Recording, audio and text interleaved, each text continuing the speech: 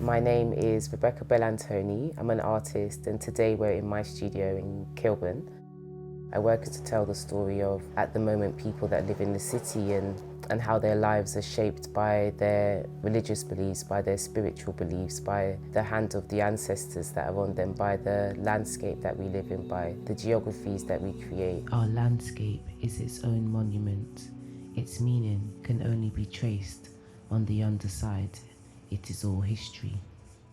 Well, my most recent work is titled Do You Have Any Peace for Me, Cry? Essentially, the installation is meant to act as the inside of spaces that exist in real life that operate as, the clearest word I could use is chapel, but I struggle to use that word because it has such Christian connotations. What a chapel is essentially is a home for the spirit. Without the ability to build that building, I just created what it would feel like inside of that space. And attached to that was also a therapy room where people from the local community offered their services to other people in the community.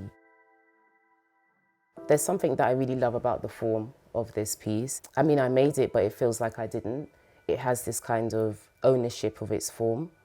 I had a conversation with this man who I said to him, oh, you know, are you okay? Like, you're doing okay? Do you need anything? And he said to me, you have any peace for me? As if like, well, I don't need anything, but do you have some peace for me? And then I decided that actually what I would do is try to imagine the form of that person, not figuratively, but the kind of energetical form of that person. And this was the first person who kickstarted the idea. And so I think that might be why I have such a strong connection to this piece.